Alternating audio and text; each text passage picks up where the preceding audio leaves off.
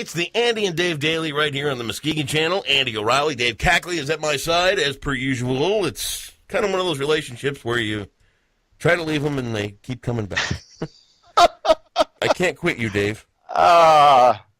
Very broke back. Yes. Very broke back. Thank you very much. It's what we call a platonic broke back situation. There you have it. Yes. Plutonic, not platonic. Here, platonic. That's what I said. Platonic. You said I didn't say plutonic. I said platonic. Well, it's plutonic. Jeez. Got to get things right around here. We're about being professional, sir. Uh-huh. Hop up on that horse and tell me a couple of stories, buckaroo. What, you want me to do stories already? No, I want you to spit. We just start. Damn it! Hey, watch the cuss words around here. All the time, you know. No, I mean, do you have something you'd like to entertain us or amuse us with? Not necessarily, but usually we start off with a little how's it going? How was your evening last night? What did you do? Did anything exciting happen? Well, here's the thing, and I'll tell you exactly where I'm coming from on this. All that stuff that you just mentioned, the how's it going and how was your evening and all that stuff. We had that conversation before we came on the air. Remember that part? Okay. And decorum prevents me from saying what we said.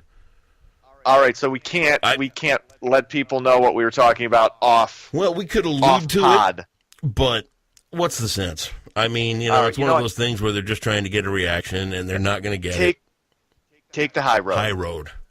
There you go. Put that one high on road. Put that on your fridge today. That's your word for the day, buckaroo. All right. Oh, yeah, you got to do your stretching. Okay. Did you do your Becky Bashadi workout again? Oh, my God. I sent her a message. I let her know. My legs are still sore from that. That was like 2 days ago. It was 4 minutes. You sent her a message? Yeah. Let her know, hey. Allow me to just interject here for a moment, sir. There will be no fraternization among people on the Muskegon Channel. I'm not frat. I'm simply saying that I know your M.O., and it starts with a message. I have no M.O. Next thing you know, you're living in her house, driving her car. It's okay. I don't have any MOs, and I'm not moving in with anybody. Well, it's in the really handbook. Accelerate things. It's in the handbook, so read up on that. All right. Do we have to sign stuff? Roll some news there, lips. All right. President Trump on Tuesday held his first face-to-face meeting with Turkey's new president, whose name I can't pronounce and won't try. Who cares? Trump offered compassion and support for the horrible terrorist attacks against the Turkish people and vowed that the relationship we have with Turkey will be, quote, unbeatable. Despite the support, there is some tension as the Turkish government has been riled by the administration's decision to arm Syrian Kurdish fighters in the battle against Islamic State terrorists, and Trump has faced appeals to pressure Turkey for the release of American pastor Andrew Brunson, who has been detained since last October. It's going to be huge. Our relationship, huge. Wow, you're like a bald, large Alec Baldwin. Really? That's impressive. Well, thank you. I was kind of going more for the Rich Little impression of Donald Trump, because Rich Little, he's a funny guy. Nobody under the age of 60 knows what you're talking about. A 14-year-old physics major has become the youngest person to graduate from Texas Christian University. The Fort Worth school was founded back in 1873. Carson Huey Yu started at TCU in 2013 when he was 11. Wow. Yu majored in engineering with a minor in Chinese and math. Now, get this. He's got an 11-year-old brother, Kanan, who will be attending TCU in the fall. Wow. Good God! 11 years old. Can you imagine being 11 and being a college freshman? I vividly remember 11. And you know what it included? A lot of spankings, okay? A lot of special testing to see if there was really something wrong with me. I mean, we're talking Ken O'Shea and everything, man. It included... was I at 11? Yeah, well, maybe I was trying this thing with biofeedback from some shrink my mom was taking me to once a week. And story problems. Ooh, were those a bitch. You were just a mess. But 14 and a college graduate. 14, 11. You got a little brother who might be smarter than you. Yeah. If you're a parent of these kids, I mean, I assume they're high level, high intellect people, but I mean, that's got to be. I mean, what do you tell your 14-year-old who's already got a college degree? How do you discipline a 14-year-old who's a college graduate? Well, I think education and discipline are a couple of different things. And I think somebody that's really that highly intelligent as well isn't going to be a big problem to start with. Right. Now, looking back when I was 11 and knowing my educational level, I can see all kinds of red flags. I can see why parents develop drinking problems. I mean, I don't want to throw my 2.5 GPA out there and my 6.5 to 7 years of college, but there are still some issues you got to work through. Even if, like me, you're a high functioning intellectual, there are still some things you got to iron out socially. Right. And that was, I had to go through that. So regardless of how intelligent you are, you had to go through that. I can still I had to go through that. You're still going through that. Difficult. Yeah. I'm in a continuing transitional phase. Good for you. Yeah, you'll get there. Hopefully.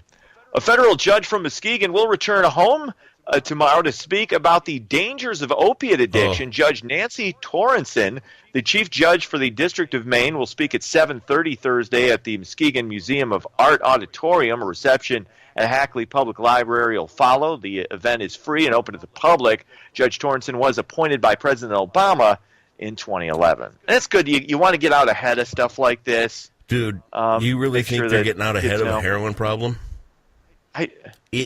Well, there are some kids who don't know about it, haven't been exposed to it. The average person on the street has no idea the depth that the heroin problem is right now.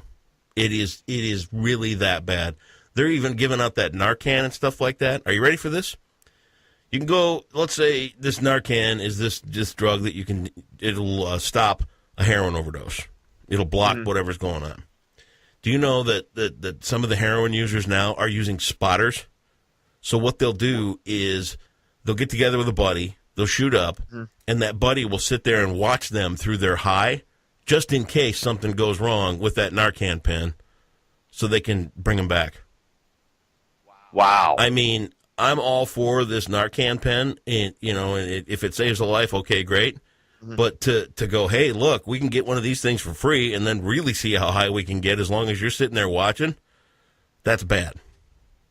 Wow. The heroin problem is beyond measure. It is really the crisis of our time right now, and something's got to get done. I've talked to people in law enforcement, and you know where the problem lies? They can't get anybody to say where it's coming from. Nobody will talk. No one will talk. Well, especially if you're an addict, I know. You don't want to stop that flow. I know. You're not going to say anything to anybody. It's pills. It's injections. It's anything to do with morphine derivatives. It's just bad. Really is. It's a scary, scary problem. Absolutely. Well, this is an amazingly insane story. The state of Michigan has suspended the license of a doctor. Get this. He's accused of performing liposuction surgery in an Allegan County pole barn. I've heard about this story. Dr. Bradley Bastow has been cited for a number of violations, including performing procedures in an unsanitary, unfinished pole barn, mixing animal and human drugs, and taking a controlled substance from a business for personal use. Allegan County Sheriff's deputies were called to the scene on 11th Avenue after Bastow's patient had trouble breathing. Bastow's body laser sculpting business was shut down yesterday. Why are you going to a pole barn for surgery? I don't care what, I mean. I got my question. I know people have insurance issues and stuff, but pole barn? Well, first of all, insurance doesn't take care of plastic surgery, liposuction. And second of all, here's the question for you, sir. I think they're kind of giving you the eye, wondering if you may be an accomplice. What do you? Did you or did you not sell rainbow vacuum cleaners at one point? Okay, yeah, and they're not vacuum cleaners. They were cleaning systems, and they were very affordable. And I did sell a number of them, and taught other people how to sell them as well. And it was a fine product that I absolutely stand behind. But what does this have anything to do with because people were going to use that to suck things out? No, well, the G-Man might be coming to see you. Oh, okay. You never know. We got to get to the bottom of this. Aiding and abetting. You will never, ever let that go, will you? That was, 10 years ago? I was a little down on my luck. I was between things at the time, and I had to sell cleaning systems, and you were selling vacuum cleaners, which it wasn't a vacuum cleaner. In all honesty, as soon as you got done with your pitch, which I begged you not to do, I said, just come on in and sit down for a couple hours. We'll call your supervisor. We'll tell her that you did the pitch. Everything was great. Didn't want it. Deadbeat customer, whatever you want to call me. I don't care. But no, you went through the whole pitch, and then I busted out my $80 vacuum from Meyer and out-cleaned that thing. No, you didn't. Yes, I did. No, you didn't. Stop lying. My just saying, $2,500 that you really should have gone for it. I should have. For somebody who's a neat freak like you $3,000 in a vacuum at 24% interest on my Rainbow convenience card. That would have been great. Well, what smart money that is. I'm a money idiot, and I knew to stay away from you. Okay. Sports. Baseball, actually, Orioles played the Tigers, and a softball game broke out. It was the Orioles 13-11 in extra innings. Cubs beat the Reds 9-3, and it was Golden State crushing San Antonio 136-100 to take a 2-0 lead in that best-of-7 Western Conference Final Series. That's sports. Go have the most of your Wednesday, Dave Cackley. Good to see you. See ya.